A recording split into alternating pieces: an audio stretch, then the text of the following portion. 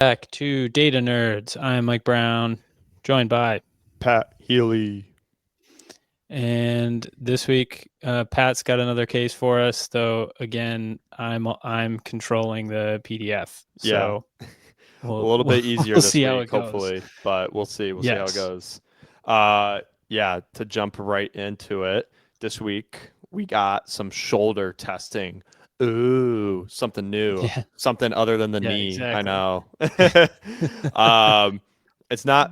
There's not a whole lot of breath going on here. I'll be honest. This was kind of some impromptu testing because this is a 14-year-old female swimmer. I don't understand the classifications of swimming distances, but I'm assuming it's a sprint distance if she's doing the 50 and the 100, and mostly just doing like 50 Yes. meter relays. So who is this? Why is she coming to us? Where are we at? So I kind of already said who she is. Why is she coming to us? September 4th or 5th, she dove into the pool. And when she hit the water, her arm was in what she said as a weird position, maybe not in where she was hoping it to be. And then when she hit the water on impact, felt her shoulder, her right shoulder, pop in. And then when she was in the water, pop back in. So, kind of like Oof. that classic dislocation scenario, and it self reduced. Reported that her pain was at a 7 out of 10 when she came out of the water and had pain all the way down into her hand. I forget when she came in to do the initial eval. It was not with me. It was with a coworker of mine. But I saw her most recently as of the 10th or 11th, 11th. And so kind of where is she at now? She actually is back to swimming. She has no pain while swimming. And when I worked with her the first time back on September 27th, she would have no pain with swimming, but she does know that she's swimming at a reduced effort. So she knows she's not pushing herself as hard as she was prior. But then when she would get out of the water that night, her shoulder would be in a lot of pain, and then it would kind of improve by the morning. And at that point, she was only swimming, I think, twice a week for 30 minutes, and then maybe one other of just like moving around, nothing really intense. Um, so that's where she left off on the 27th. And then when I saw her again on the 11th here, she was doing much better. She increased her swimming duration and frequency to 4 times a week, going up to around an hour and a half of swimming and competing most recently in a meet where she did 3 different relays and stating that afterwards she was not having any pain in her shoulder. The only thing she really feels anymore is just some kind of soreness or just like her shoulder feels tired. So when I saw her on the 27th, I implemented just some Ash TYI isometrics just to work on that length and positioning, going from like pec involvement up towards like lat involvement and just working on strengthening of that anterior shoulder there. And she was reporting that the Ash T position was provocative of some of her symptoms back on the 27th. And we were not using a force plate for that. That was purely just doing it as an intervention. And so with her doing better, I wanted to actually utilize our force decks that we have and just kind of see how's it look side to side. Now, I think we'll save kind of the nuance, maybe the skepticism around Ash testing for the after the results, because although I did do this, and do I like the results? Yes, I do have my own skepticism around it. And so I guess we'll kind of get into it. How this works is the person is prone on the floor with their arm stretched out to 90 degrees of abduction and their palm flat on the force deck. I have a towel roll underneath their forehead just so their nose isn't just bashing into the floor. And generally, people say have your other hand just on your back. With this patient, she might have not been as comfortable in that position. So we just had the hand kind of above the forehead here, above on the towel roll, in a pronated position.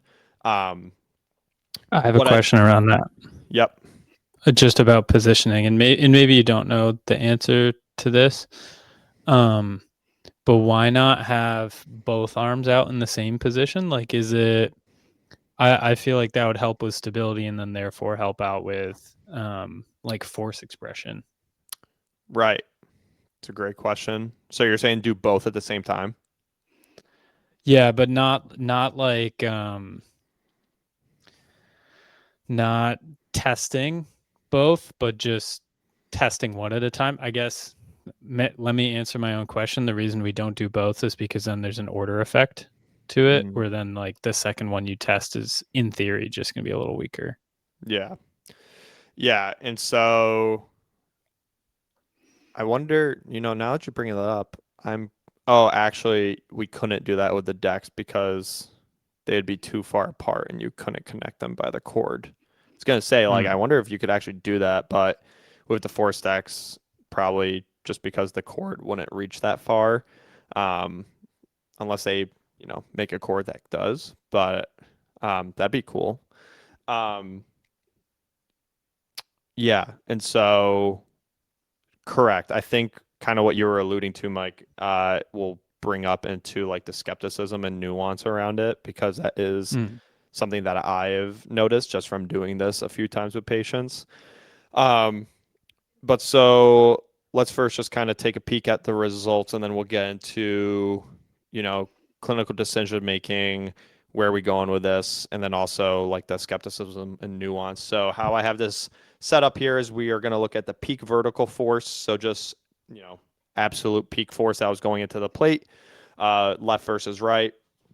COV looking really good here. Peak of 85, average of 82 on the left. And then if we go on down, we And got, this is in newtons for yep, people that are yeah. And then listening. on the right, we got 77 to 79, average of 78. So above that 90% S- LSI. Solid COV. COV, yeah, COV of 1%. That is nice. Nice. All right. If we go down further, Uh, okay, I didn't really start time to peak force. So like when did they start the contraction to when they got to the actual peak? How long did that take? I didn't really cue this patient to, do a rate test. I just said I want you to press down into the play as hard as you can. But it just so happened that they kind of got there around the same time. But again, because my cueing was different, that COV is quite drastic on that side. So, Yeah. So this actually is kind of neat to look at too, to see that it took, 2.4 seconds to get to that peak mhm, force as well.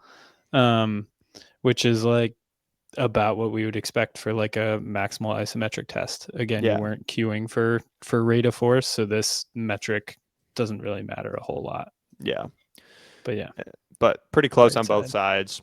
COV on the right was a lot better, interestingly. But I believe we tested the left side first. So could have just been like a testing thing, just getting used to it. Um, we did do, sorry, I should have alluded to this. We did 2 warm-up trials and we did 3 actual trials, each being 5 seconds with around like 10 seconds break in between each. Gotcha. All right, let's go Is that ahead. a standard protocol, or is that just like what you tend to do? That is just what I tend to do. I think the 3 reps establish an actual like COV, and then the 2 warm-ups are just for familiarization. Um, so, Yeah, and that like 10 seconds between them, is that like oh, yeah, standard honestly, for you? like, of course, if you're doing a max effort, I would want to give you 30 seconds to a minute. Um, but timing within the clinic, like, it just might not be there.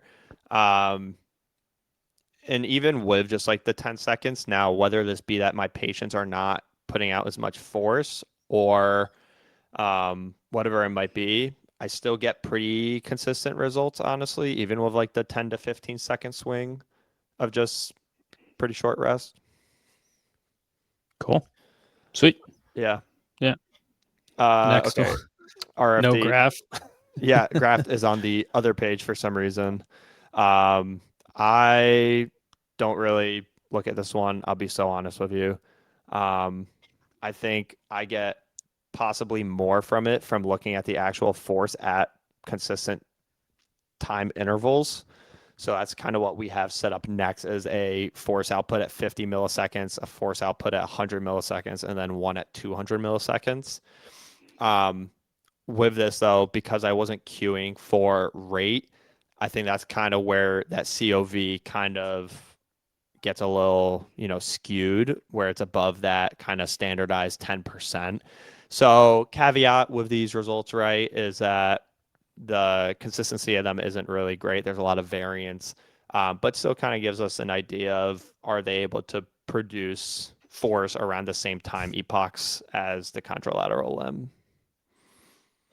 So I guess to verbally say left side is at 17 newtons, right side is at 16 newtons at the 50 millisecond mark, average of 17 on left, average of 16, oh, sorry, peak of 19 on both, and then average of 17 on left, 16 on right. COV is 16 for the left, 22 for the right. So kind of have an asterisk next to these results, right? Just because there's more variance.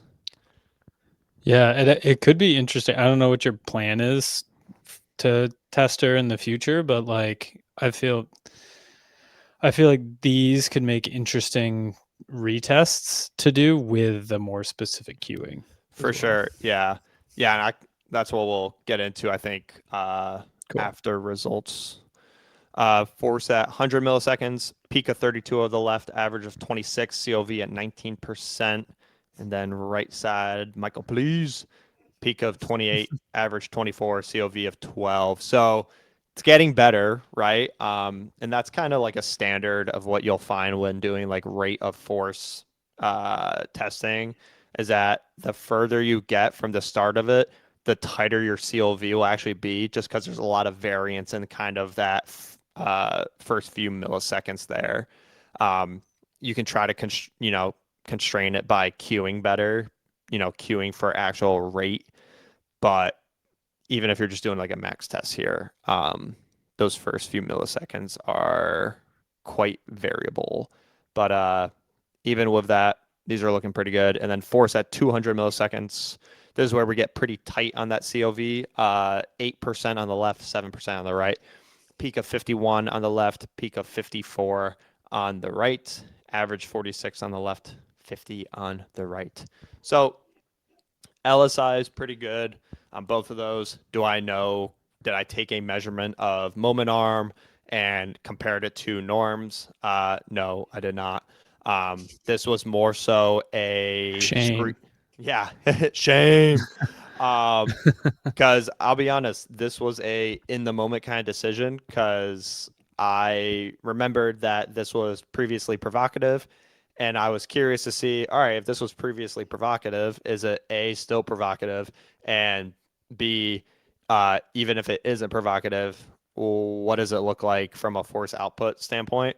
Um, and so she got done with it, told me there was no pain with it, as compared to previously doing it like 2 weeks prior, and she just kind of felt tired in both arms.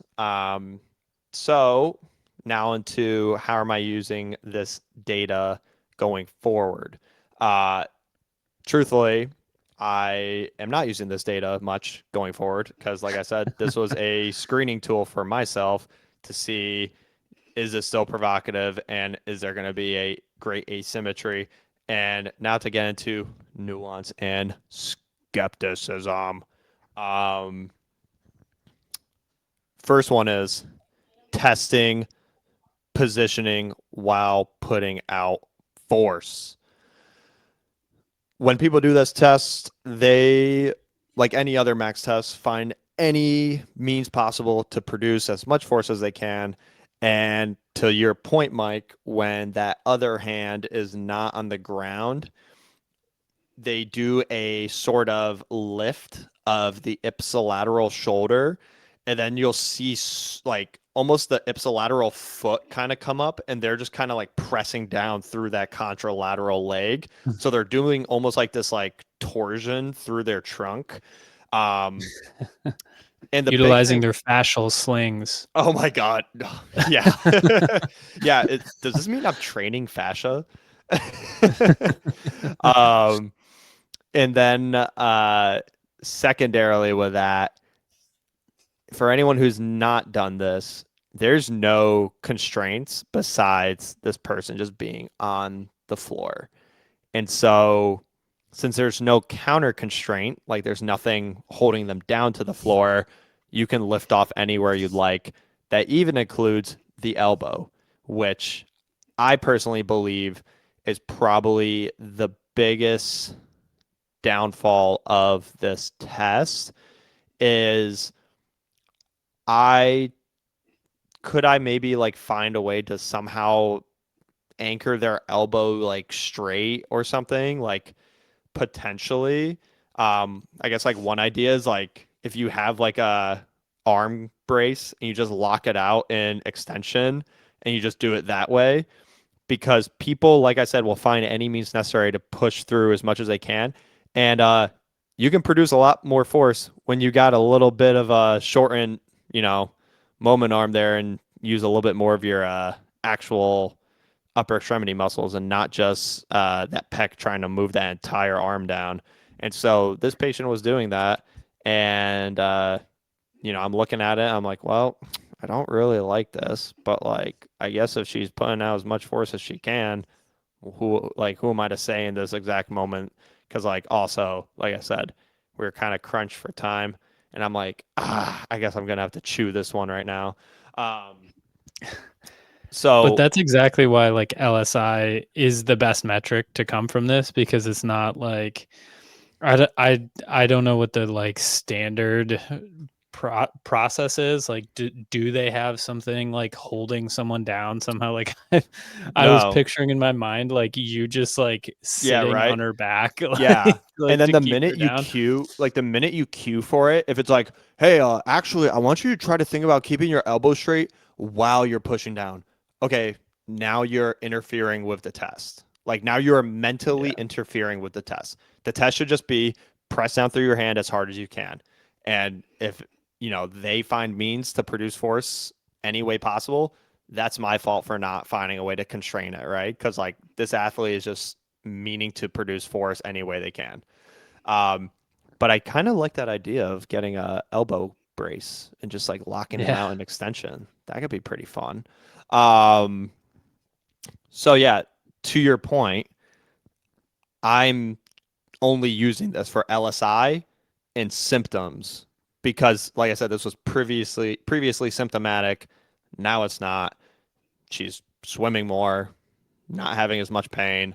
Um, but kind of, well, I guess, do you have any questions or any thoughts around like the nuance or skepticism part of this, Mike, before we get into like where are we going next? um I no, like everything you said about the test like makes sense. Yeah, I also don't think it's like the greatest test. Not that I even do it because, there's not many runners that come in needing to do an ASH test.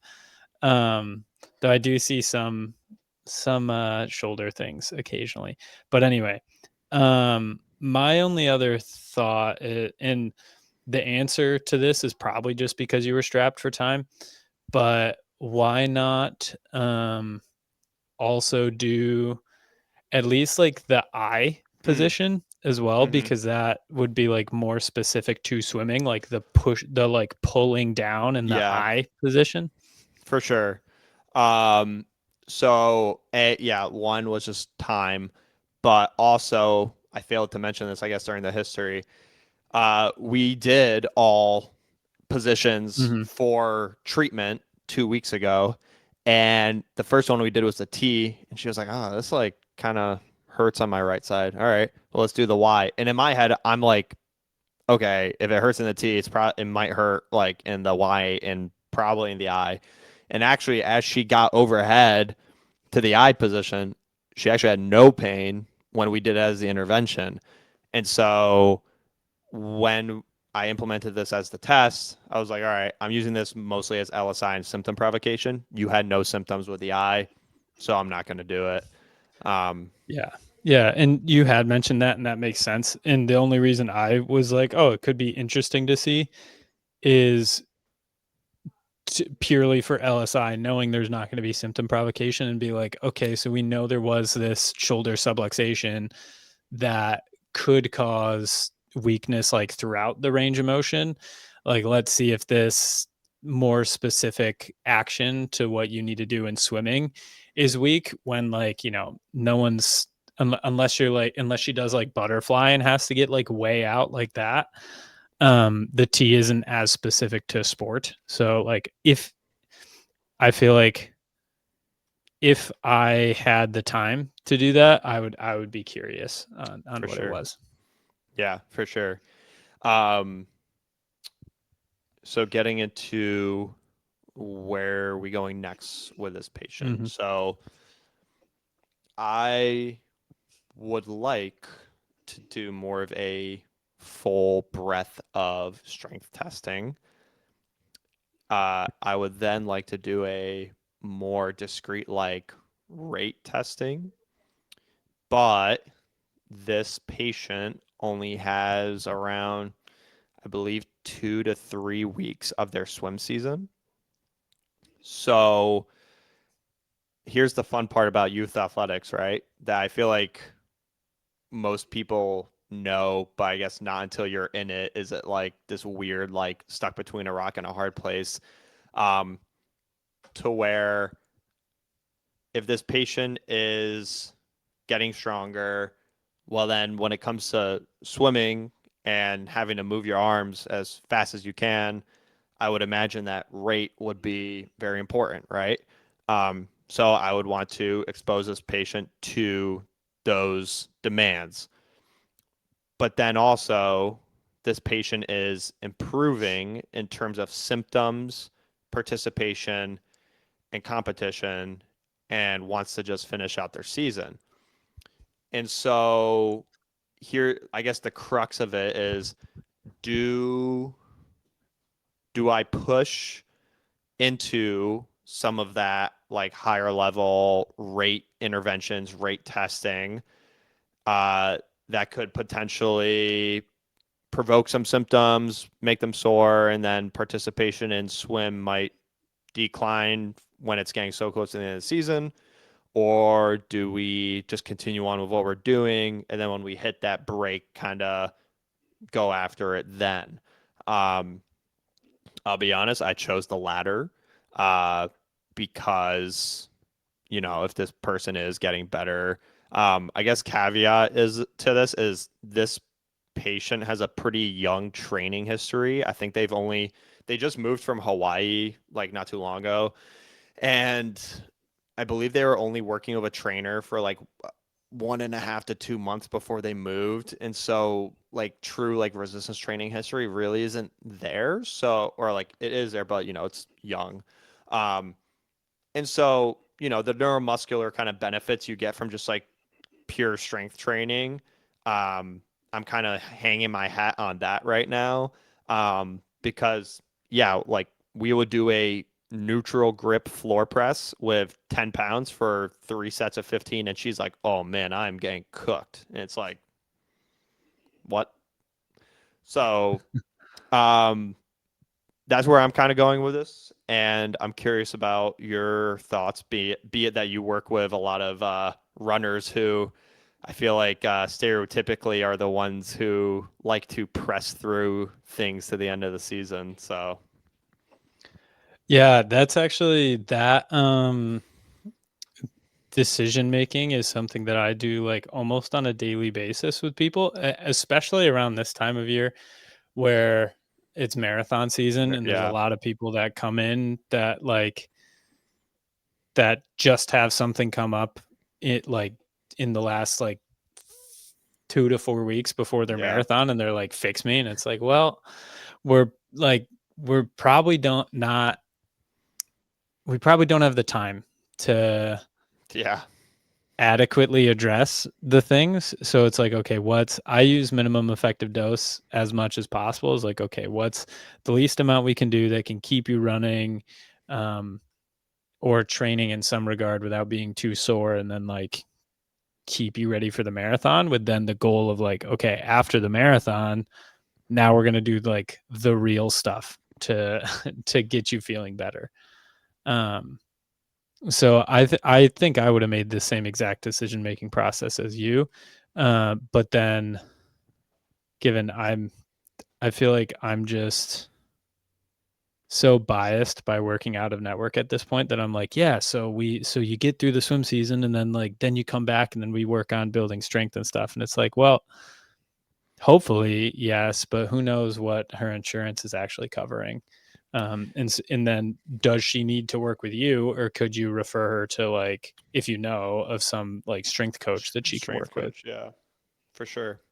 Yeah, and I think that's kind of the crux of the situation right now. I know my coworker is actually seeing her like today, I believe, and so I'd be intrigued to kind of see, where they're going uh, in terms of care going forward. Because I think when I saw them, it was their last appointment, and then they made one more for today, and then because the swim schedule just keeps on getting busier for the last 3 weeks. Who knows kind of like what availability looks like. And so, um, yeah, I don't know. It'd be interesting to see kind of where it goes. My potential plan, is to continue with establishing just holistic upper extremity strength and then slowly implementing some higher like rate of force things through, whether it be like light and fast med ball tosses, and then also like utilizing like ash positioning and doing just focusing on rate of uh force, and then um getting into some pretty light reflexive eccentrics of just like, ball catches and tosses and stuff just to improve some of that eccentric to concentric rate. So to be continued. Hopefully, maybe we'll have a second iteration of our ash testing in the future, kind of see how that looks under actual tighter rate of force development constraints and queuing, and maybe compare set aside or test to test. But Yeah, I've got a question that is somewhat related, but just like more like, what do you do clinically too? Like, not specific to this case, but like just how your clinic works. Like, you're talking about these things that like you would want to do with this person, but then she was evaled by someone else. She just saw someone else today. Do you guys like have some sort of like team meeting to be like, okay, this person is like the I'll just say case manager for this like this client, this patient, and then like this, she can see a bunch of like anyone in the clinic, but like you are the point person, or like the person that did the eval is the point person to like go back to, and then like not yeah, make the decisions, because obviously you can make your own decisions, but like to help in that right. collaborative process. Yeah. So with every case, there is a case therapist, and then there is also a most seen therapist, which is a very interesting dichotomy because in my mind that should be the same. And I don't know if this is just like a EMR system thing. It might just be how our EMR is set up. Um, but yeah, so generally there would be a case therapist, right, who has been seeing them the most, and let's say availability just isn't there for the week, and they just have to be fit in on one of my coworker schedules. Uh, if I am able to talk to my coworker during like the lunch period, we will discuss it then, and just have a kind of conversation around how they're doing, things that are key priorities, steps that I think would be appropriate, and then ask for their thoughts around the situation and, kind of develop a continuous plan, but also that integrates some of my coworkers' own thoughts and questions and such to, I think, just increase like the depth of care for it for that patient. Um, but let's say I don't get the chance to see them. So like today, for example, I don't work on Mondays. Um, and I saw this person on Saturday. And so I would send like a pretty extensive email review that well, I say extensive. It's going to be more brief than like my previous note, but still try to hit all on those same things that I would discuss about in person. Just so they have an idea going into it that there might be some of the nuances that they maybe couldn't pick up from the note that I wrote, and such. So, did I answer that Cool. question? Yeah. Yeah. It's just interesting, like I team dynamics of like the care team, not the like, because team dynamics in this situation could also be like her swim team or something. Yeah. But Yeah. yeah, that was my only question. Cool. Yeah. I don't think I have anything else for this case. Any other anything else? No, no. Sick. Cool.